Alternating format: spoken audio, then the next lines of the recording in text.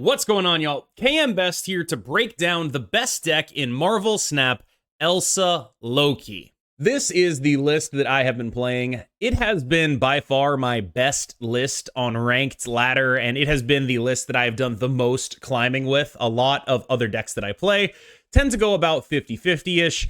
This deck is consistently positive in terms of cubes and win rate, and a lot of that is my familiarity with it, but also I think it is just simply the best deck in the game. It manages to combine a very powerful plan A with a very powerful plan B and even back it up with tech cards. I think most people should be familiar with how Loki plays at this point, but the key to understanding this deck is that it's actually an Elsa deck first and a Loki deck second. Elsa is the primary engine here. Loki is a card that is good when you need to commit to the Loki plan, but it gets a lot worse if your opponent has Mobius. So a lot of knowing when you should be on the Loki plan is knowing when your opponent is not going to Mobius you. In those matchups, Loki is absolutely as game-winning as he used to be. He's an unbelievable card that gives you a bunch of cards that you can play for very cheap.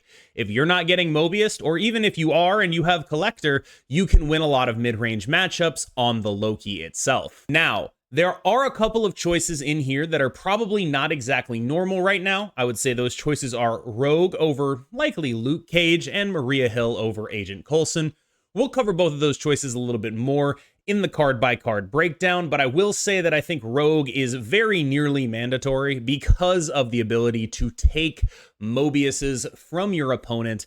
That is a huge swing, and that is to say nothing of all the other stuff she does. Like if your opponent is playing a Luke Cage Man-Thing deck, you can actually just Rogue that Luke Cage, and they are just so dead to their own Man-Thing. There's a lot of things that Rogue gets done right now. She is extremely powerful. I will also note that I know the current rank 1 player Tanjo has gone even further than I have and dropped Collector for Shang-Chi. And there are three main reasons for this. We'll cover them more in depth in the Collector section of the card-by-card breakdown. But basically, if you don't have Collector, your opponent can't get Collector from their Lokis in the mirror. So there is that. And you are, again, primarily an Elsa deck. So really what you're relying on is being an Elsa deck with Rogue and Shang-Chi as your tech cards. So you get to get people with Shang-Chi, which a lot of people basically never play around coming out of a Loki deck. Lord knows I never play around it coming out of a Loki deck, which can lead to some very high cube scenarios. And finally, I think the main thing that Collector creates conflict with in this list is that Collector conflicts with Elsa a little bit because the way you tend to want to play Collector is you play him as the main threat in a lane and then you don't really invest further into that lane. And that can conflict with your Elsa plan, which really wants you to fill up a lane early. So you want to get Collector out early, but you also want to play other cards and fill up for an Elsa early. And it puts these plans get into conflict a decent amount of the time. And that is the third reason why I think Collector may be a little bit worse in this list than he was in pure Loki lists. That said, I am fairly convinced that I still want him in the deck. He is still just a little bit too powerful for me to actually seriously cut. If you want to do that, if you want to go Omega Big Brain, be my guest. But I will warn you, I think that right now, if you're not hard teching against something specific with the Shang-Chi, you should just stick with the Collector and get your power, get your proactive game plan on, and put a lot of points on the board, because that is a very good thing to do. Moving on to the card-by-card breakdown, I will remind you that you don't really need to prioritize Kitty Pryde very highly. You are going to want to prioritize getting Elsa buffs onto her, but just playing her out, it's fine. It's a thing that allows you to sort of develop a little bit of power without really committing, and that is always a useful thing to do if you want to just sit there and wait. For example, when the hot location was Savage Lands, I played Kitty on one a lot more than I otherwise would, because I needed to see if any of the locations popped up as Savage Lands, and I was going to regret playing, say, a Maria Hill or a Snow Guard there. So there are some useful cases for her here, but generally speaking, what she's there to do is carry Elsa buffs and buff Angela's. That's the thing that she mostly does in here. She buffs Collector too, but those first two things are really what she's about in this list. She's not so much about playing every turn if you're not getting that kind of return on her. Maria Hill is honestly just awesome. There are a lot of amazing 2-cost cards in Marvel Snap, and when the card isn't useful, you can get rid of it anyway. And that is just, that is primo. But like sometimes this will give you the Collector, or God forbid, an Elsa Bloodstone, and then you just go absolutely bananas. And those are the kind of snaps that they don't really have any real knowledge of how that is going to work for you. So you know that you got an Elsa Bloodstone, they don't, and that is an extremely threatening snap because it's very likely that they'll accept it because they don't know what you're snapping on. Now that is one of the major upsides that Maria Hill has, and I think the main reason I like her is that the cards she gives you tend to be a little more playable than the cards that an Agent Coulson gives you. That said, she does have the notable downside of only having 2 power, and since you are a Loki deck, you tend to get a little bit clogged on board space. Having 2 power in that, it's not the end of the world, but it can lose you some games if you don't properly plan out how you want to set up your board. So I think Maria Hill is better than Agent Coulson now that we are not a Quinjet deck, and we are not a Quinjet deck because of Mobius, so therefore we want to get the card that we're actually more likely to play.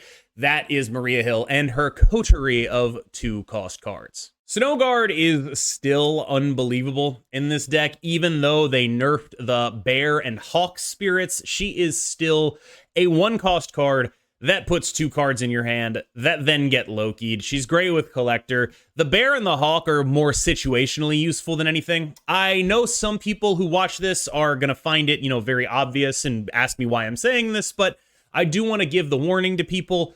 The Hawk works in a way that ends on turn 6. The only location it actually turns off on turn 6 is going to be Limbo, but locations like Nidavellir and Necrotia and the Nexus and Baxter Building, there's sort of a phase after the game ends where all of those come back on. So the Hawk will not keep those off. Please, please, please do not pick this up and play the Hawk expecting it to permanently turn off the Nexus, expecting it to permanently turn off Nidavellir, Necrotia, any of that stuff. It will not do that. Please, please, please, please don't lose cubes doing that. Angela is a very useful target for a Kitty Pryde lane, and Angela tends to be one of the best cards you can possibly play on turn 2 if you're building up to a Elsa Bloodstone lane. So generally what you want to do is you go like Angela, 2-drop, Elsa plus Jeff or something, and then you just start stacking kitties in that lane. That's kind of how the game tends to play out. Like you can do it like that a lot of the time. Angela is a great source for a full lane that you can then get Elsa buffs into.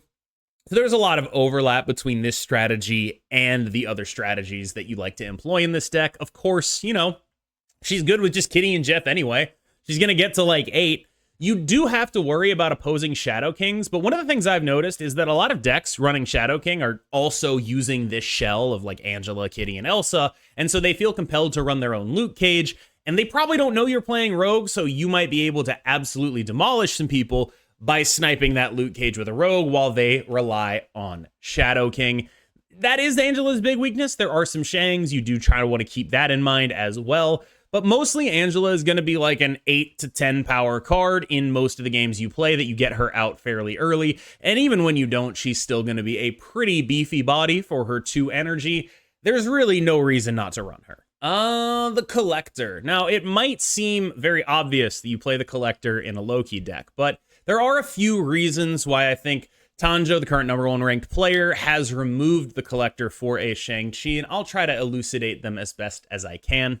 Reason number 1 is that if you're not playing the Collector, you can pretty much be sure that your Lokis are going to be better than theirs, right? If they're Lokiing into Shang-Chi and Rogue, and you're Lokiing into the Collector and a bunch of awesome stuff, that is a good way to attack the mirror. Now, there is a little bit of downside there, which is, if you actually get something into Shang-Chi range, you did kind of give them a Shang-Chi, but you can try to mitigate that with your own play.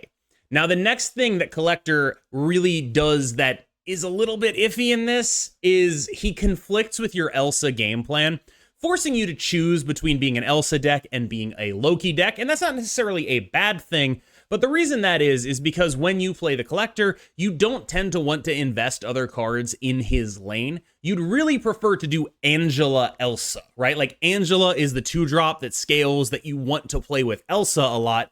The Collector usually wants to go in an off lane, right? You want him to be like a very big unit, and so you don't want to invest further in that lane because he's already going to be a very big unit and hopefully solo that lane on his own.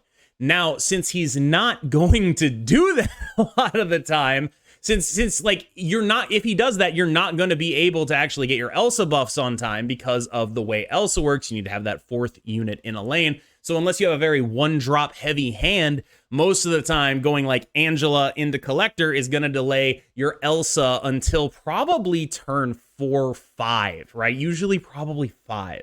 And so you have to actually sit there and think, is it worth getting Collector out here and committing to being a Loki deck rather than simply playing as an Elsa deck? And there are going to be some matchups where that's true. There are going to be some hands where that's true. Absolutely. Sometimes you just have the Loki nuts and they're not a deck that plays Mobius and you're just like, yeah, I'm going to run you over.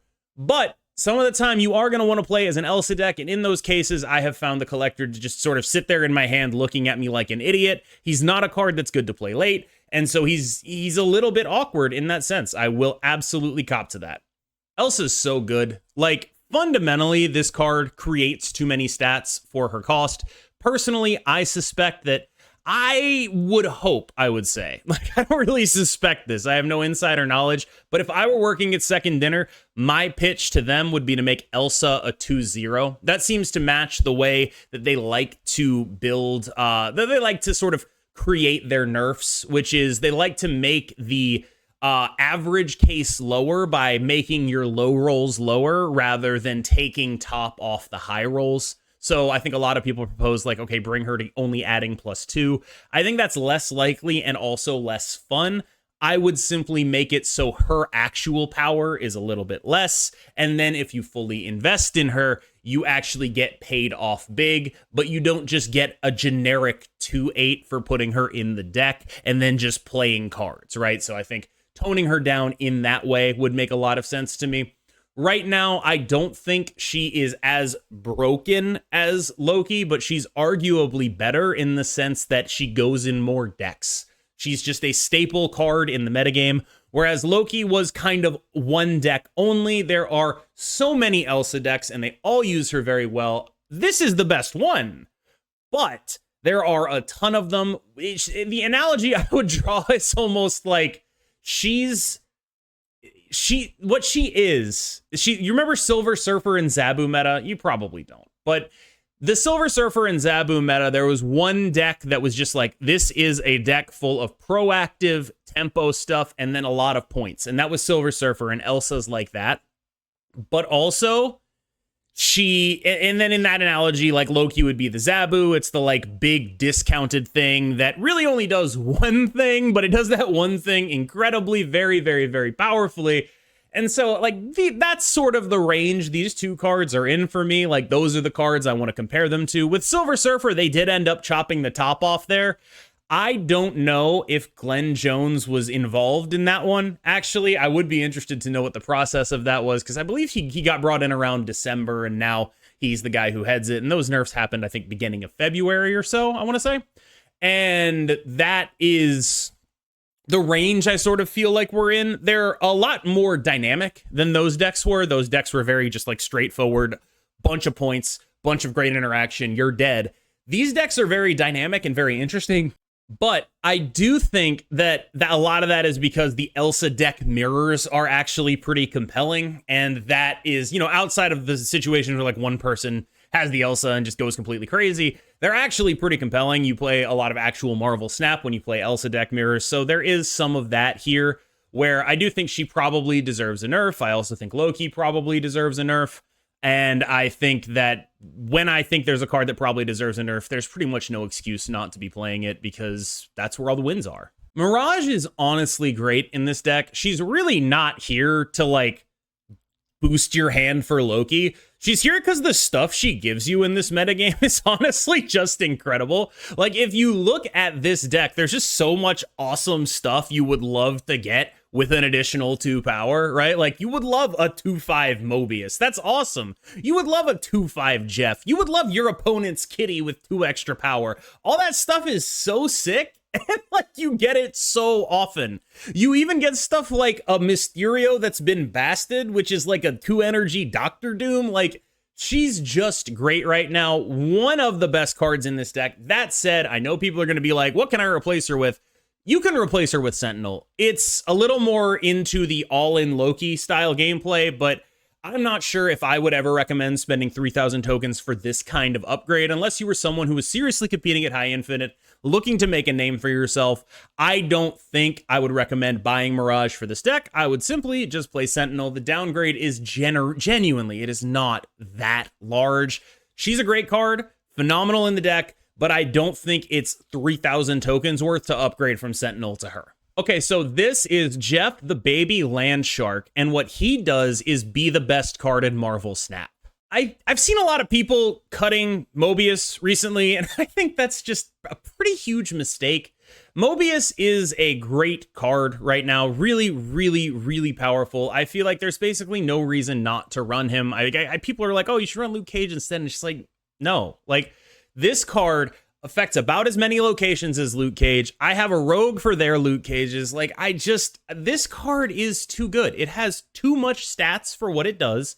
It should not be a 2/3. And again, it's just one of these cases where it's like, if I think this card is genuinely a little bit imbalanced, I should be putting it in all of my decks. And so I pretty much do, right? Like, a lot of my decks are Mobius decks. Rogue is the truth. Like, her basic floor in this is stealing Luke Cage from people who want to abuse Luke Cage stuff against you with, like, Man-Thing and whatnot, and stealing Mobius so that you can pop off with Loki. And usually if they're playing Mobius, some of the time they're trying to abuse that as well. You just shut them down entirely. And then the top end of what she does is, like, stealing blue Marvels from Thanos decks and, like, stealing Iron Men from bounce decks, like just really, really crazy stuff. Even in, like, the median there's like a bunch of Darkhawk decks running around. She is obviously very good there. There's just a lot that she hits right now, and the fact that so many decks are playing Mobius and Luke Cage, and that those are often very good targets for her, means that, like, her base use case is very good, and then it goes to, like, infinity when you start stealing stuff like Iron Man, Darkhawk, Blue Marvel, just, like, crazy stuff. People don't tend to play around this card. Her cube equity is quite high right now, and I get it. You know, I'm making a video, and that'll probably make it worse. People play around her more, but, like, she's very, very, very powerful right now. Loki is a great Marvel Snap card on the grounds that he is 3/5 and has the ability play your opponent's deck, but cheaper. There are so many ways to use this guy. I will say that if there is no Mobius, you can get very greedy with him. If there is a Mobius, you tend to be a lot less greedy. And, you know, there are some caveats there, right? Like, generally, though, this guy's a 3/5. Who just sort of instantly wins mid-range matchups because they are giving you their cards, but they're less expensive. And it's very hard to lose from that spot. There are some specific matchups where he's just, like, unbelievable. I find him incredibly useful against Thanos decks, high Evo decks, in as much as they still exist, move mid-range decks. Those are the matchups where he tends to shine, where you can just get, like, 4 cards out of him and then play all 4 of them, and then that's everything your opponent did already. And it's just like, oh, God, why did they make this guy? As far as, you know, the potential balance implications of him, my strategy for how I would approach nerfing him is just, like, take 1 power off at a time and see how it goes. Start with 3/4 and then just move on from there. Loki, I would say, is the best secondary game plan for any Elsa deck right now, and that is the main reason why he's in here. Please do understand, he is still the secondary game plan. Like, he is not main game plan. That's Elsa. What you're trying to do is point slam with tech cards, and then, you know, sometimes you can just free win with a Loki. That's how this is going. We have our consistent game plan married to our free win game plan, and that is a recipe for a lot of wins. Everything I've talked about is made possible thanks to America Chavez, who allows us to do all that stuff in the early game more. You like playing Collector into Loki? She makes it happen more. You like playing Elsa? She makes that happen more. You like playing Angela? Well, guess what? She makes that happen more. She rules. We love her. All right, y'all.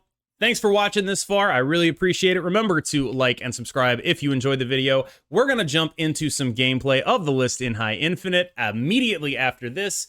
Thank you so much for watching. As always, I have been KM Best. You be good. I will see you in the next one. Magic is correct. Magic even spelled it right. Squilliam and Nick spelled it wrong. Squilliam and Nick did not spell that shit right. Let's go. 10 points to Magic. Proud of you.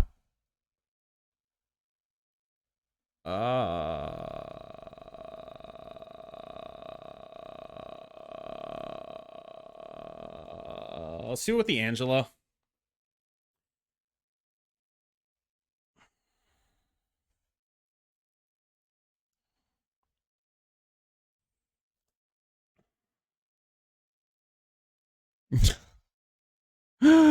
Yo. Let's mob it up, and then next turn, Elsa Jeff.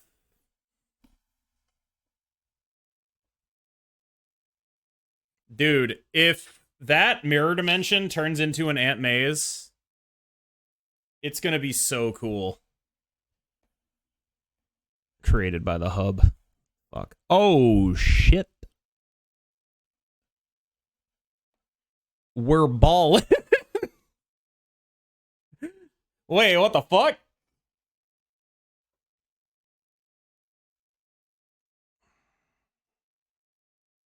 Okay, we gotta save the 2099 then. We gotta save L2099-0. That's gotta happen later.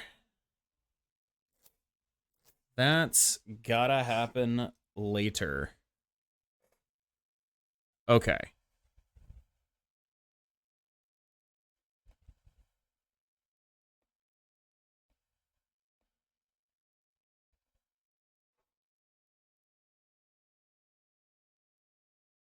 Maybe?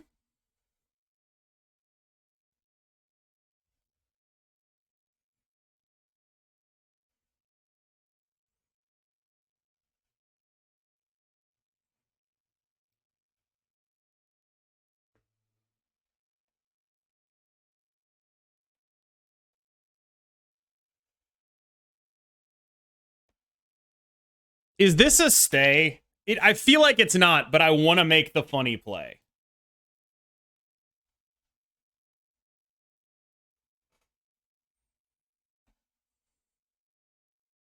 It's like definitely not, actually, but I just want to try.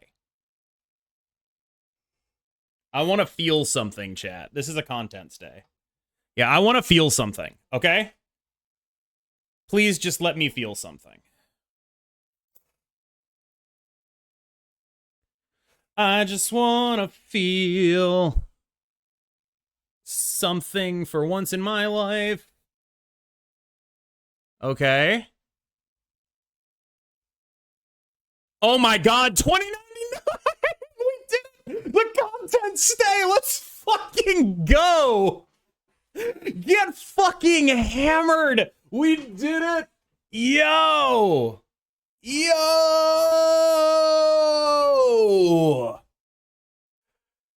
Yo! Oh my god. Oh, damn.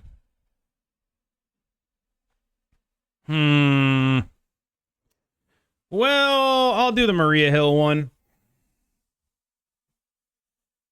Manthus.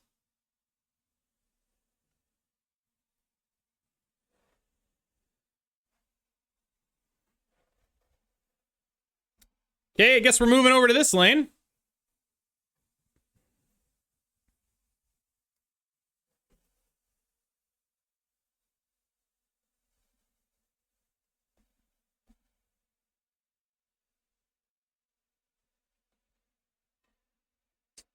Sad that we don't get to do actual Mantis stuff here.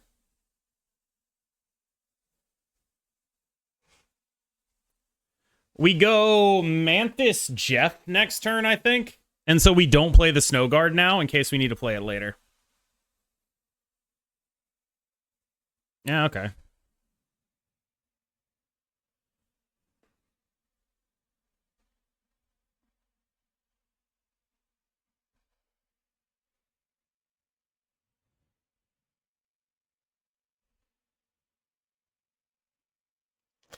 Small Moves was good, just it's not a deck I can really play on stream, I think.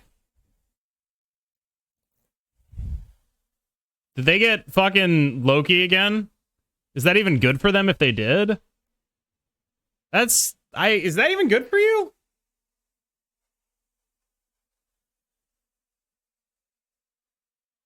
Sincerely, I don't know if that's good for them or not. They just keep doing stuff. Right?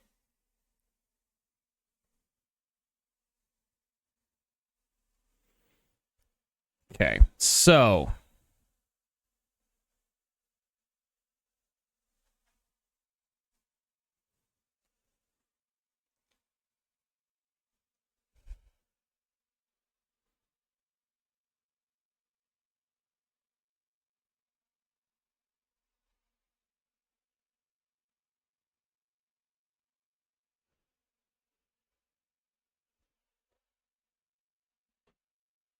correct?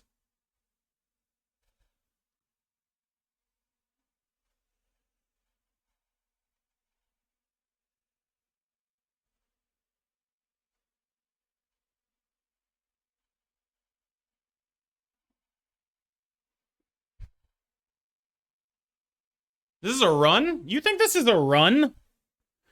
Maybe I'm wrong and I'm about to lose 4 on retreating next turn, but let's do it.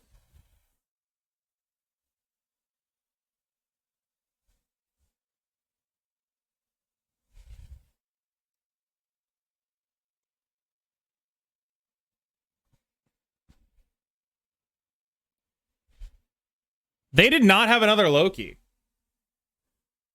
Yeah, I feel great about this.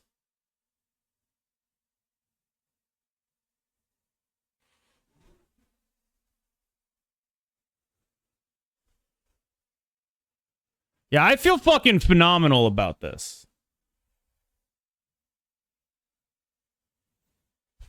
I feel fucking amazing.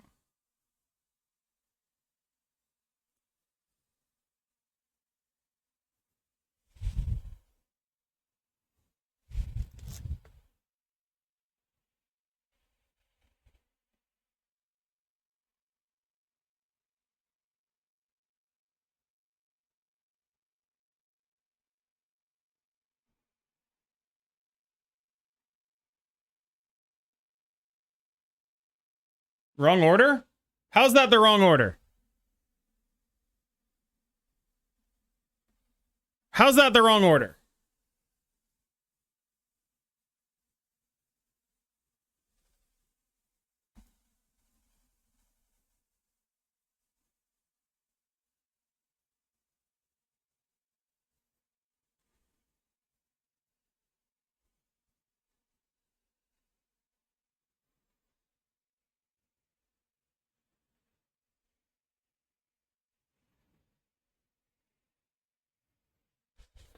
Show me.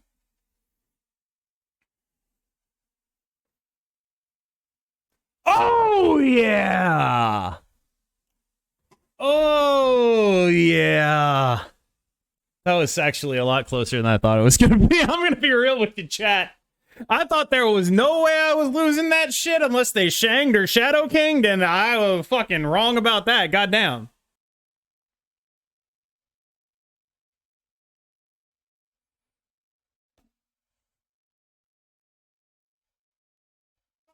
Really? Oh, that sucks.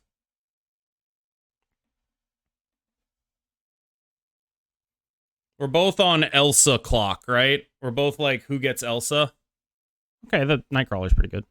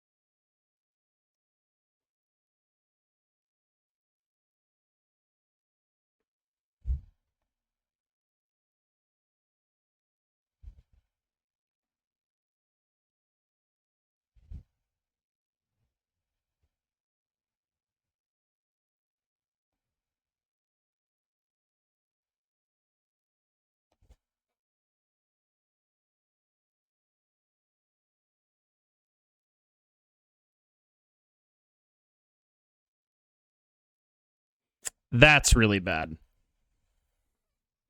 That's probably game losing.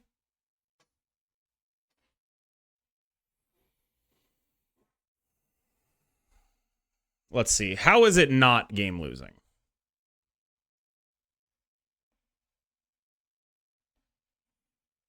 Whatever it is starts with this.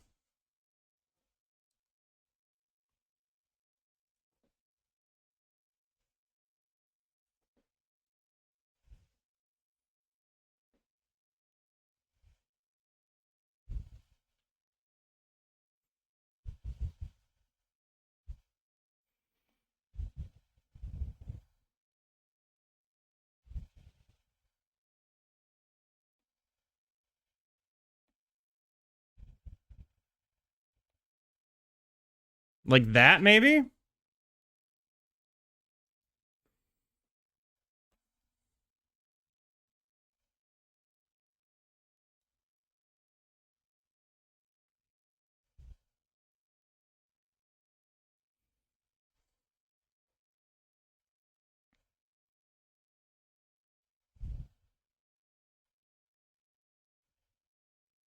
All right, so how big is that thing?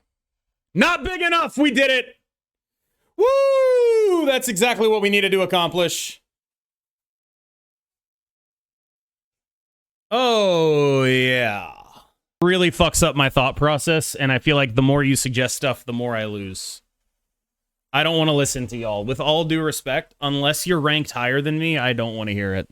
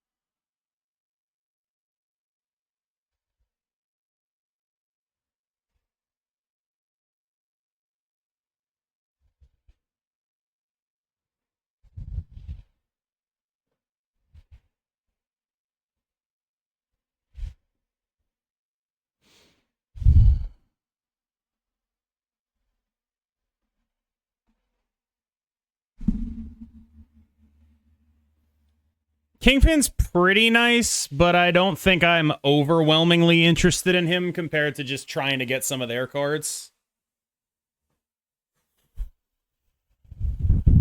Yeah, see?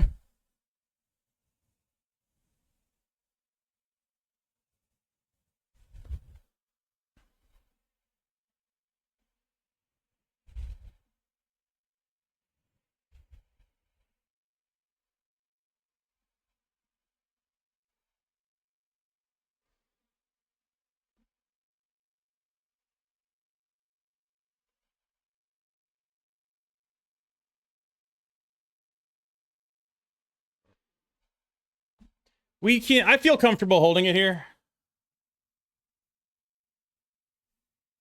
Nebula. Vision. Okay, that's pretty scary.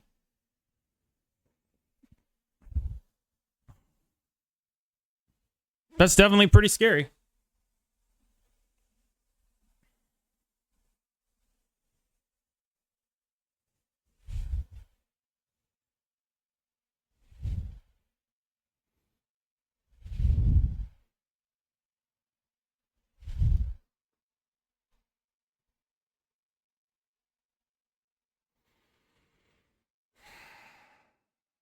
Is it supposed to be like this?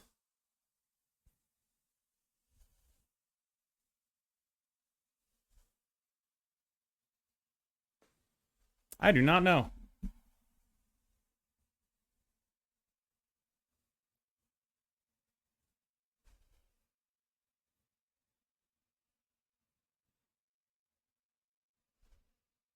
Why do we switch to Loki? I'm losing too much. And then Captain Marvel wins it. Coolio.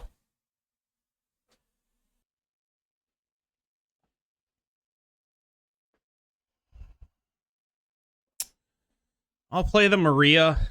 Hold the Snow Guard for after Kali. Okay, Bucky sucks.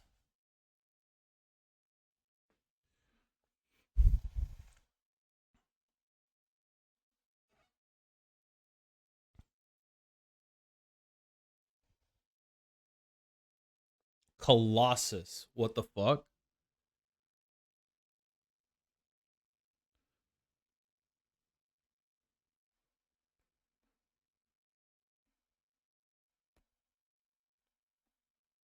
I'm snapping on the grounds that it's Colossus.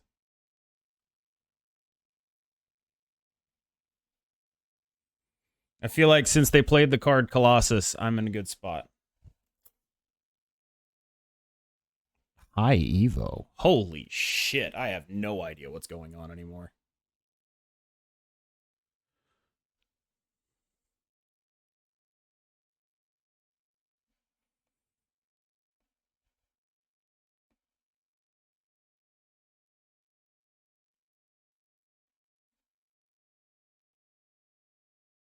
Nice.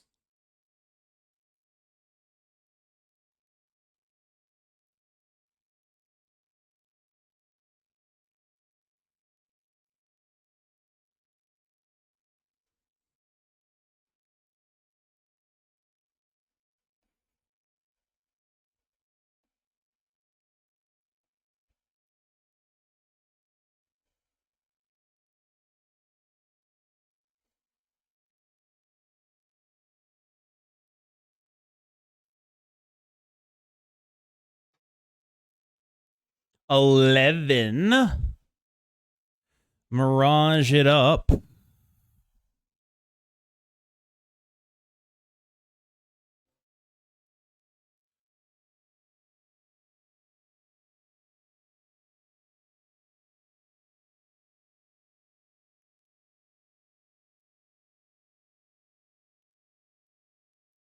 How big is the Hulk? They didn't proc it on 2. They did proc it on 1.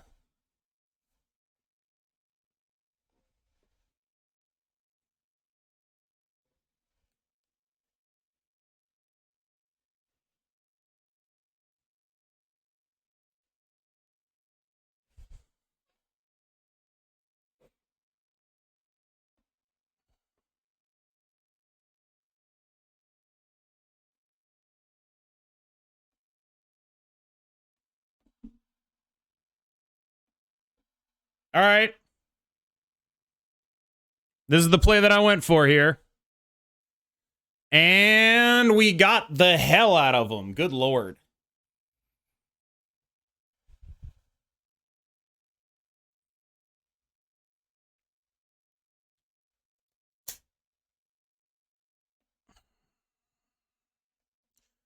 I'm tempted to be just like a little more conservative with my Okay, that's interesting.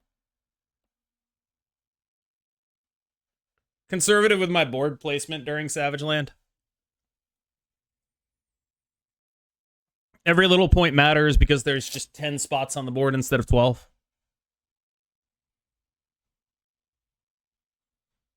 I'm not facing anyone top 5K anymore. It's almost impossible to climb. The thing about good players, and I'm counting myself as an exception here because I fucking suck and I'm a content creator, is they fucking hate hot locations. I think almost none of the top players are playing right now because the hot location fucking sucks. You feel me?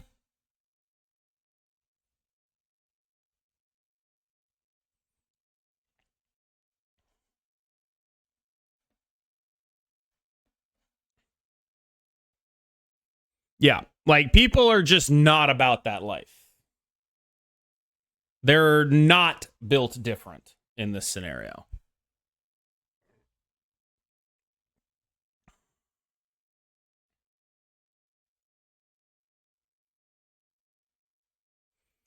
Built not diff.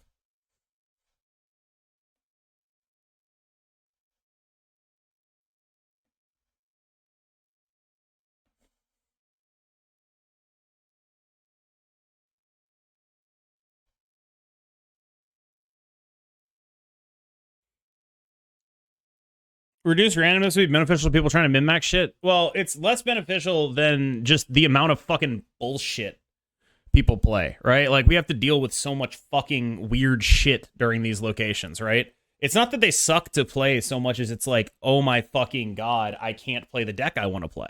Because the deck I wanted to play today was Thanos. And I think a lot of players are like that, where it's like, you want to play a specific deck, and you're just like, oh my fucking god, I can't do the thing I want to do. I am hard gated from doing the thing I want to do. Is this person a sniper? Or are they just a roper?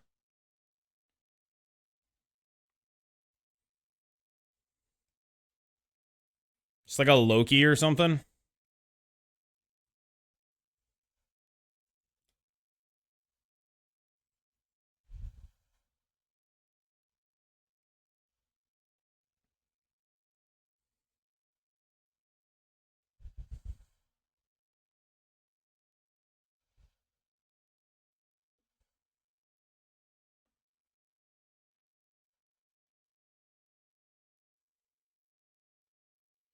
I know other streams have called him a sniper. I know that for sure.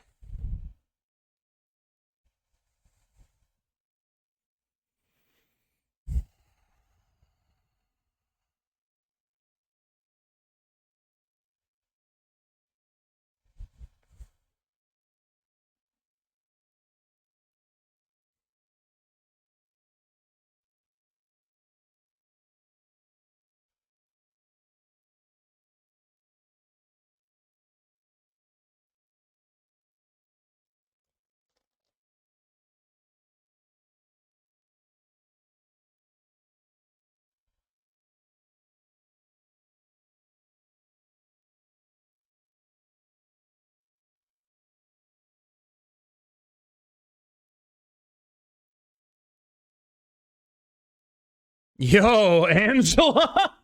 Pop off, queen. Yo, Maria Hill.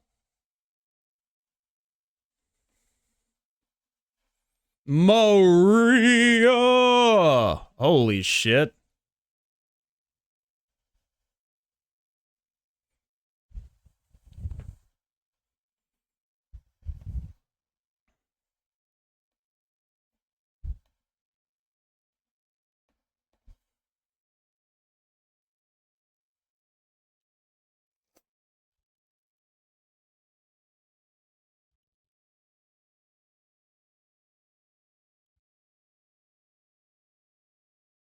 Ave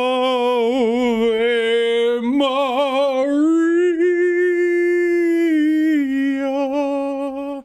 You like that shit? I'm probably still dead somehow. I haven't figured out how.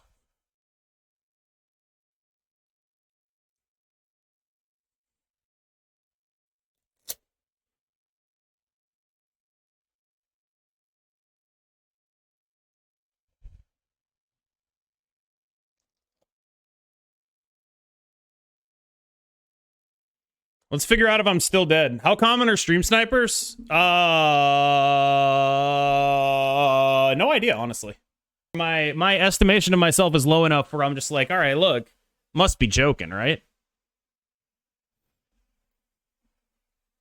Are you for serious? Or are you for jokes?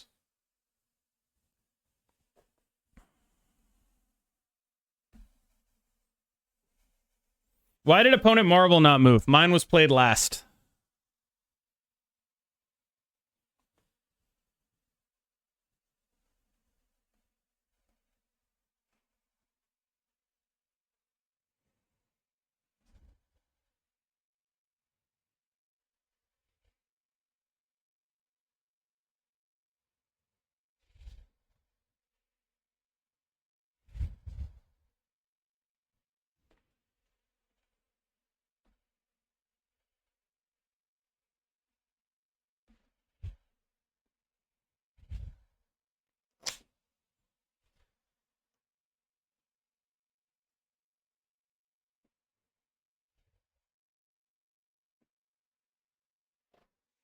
You're super chill. I appreciate that. I don't know how true that is, but I do appreciate it. Null PTR with the raid. Thank you so much. Welcome. Welcome over.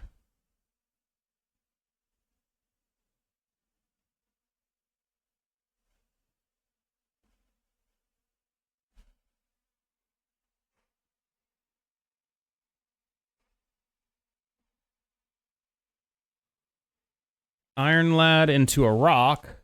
Solid. They cored me. Why is there a rock in their deck?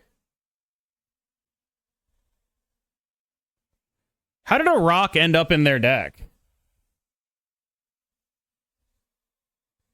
What happened there? Oh yeah, I rock slided. All right. I'm very smart. Ah, yes. That thing that I did. Ah, I see.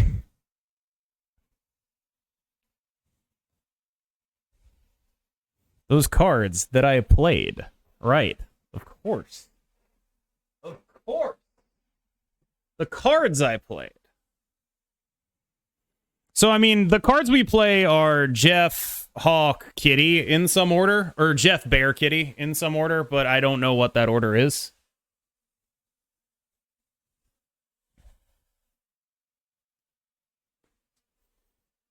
I'm going to do this order.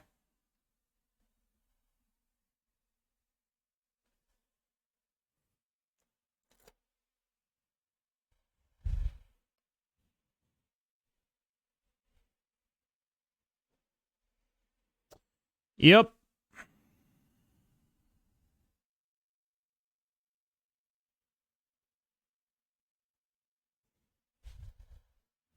I do not think there is an actual winning play there for them with those cards. Kills the Kitty and then Kitty gets revived, assuming we understand the order in which that location activates, which I'm not actually convinced that we do. I do not understand the order in which that location activates, like, at all. Because, as far as I can tell, it just happens fucking entirely randomly. The rank post infinite seems so meaningless still. Well, it's very easy to call it meaningless when your rank is bad. And I don't mean that as like a dunk. I mean like the only people who find it meaningful are people like me who are like really competing with other people, right? And if you're not one of those people, it just kind of is what it is, right? Like you just don't actually give a shit. And that's the correct idea, right? Like if you're not one of the people who's gonna like Omega fucking farm, then why would you care, right? Like if you're in like the ranks that don't even show up when you play me, why the fuck would you care? I think that's not even like a hot take. It's just like, why? What have they given you to care? What mechanism have they given you that suggests you should care? And I don't think there is one. Yo, the fuck? Okay. Ah.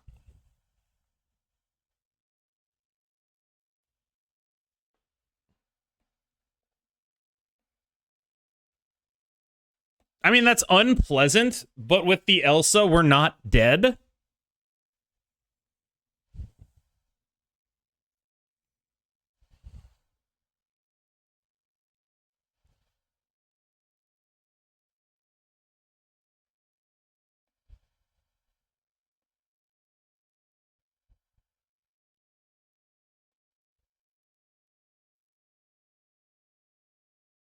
I almost want to try to Mirage for a Jeff.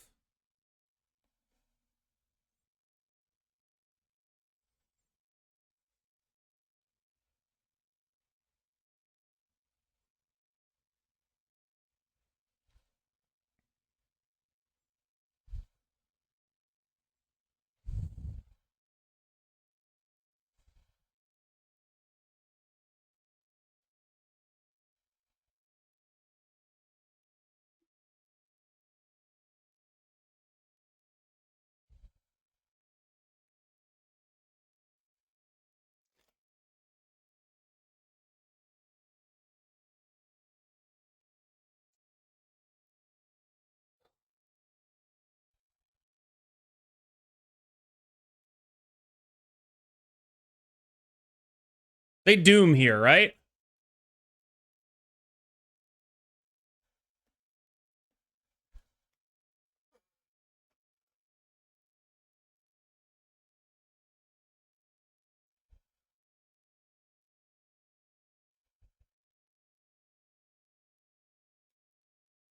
You know, I feel like they're watching me.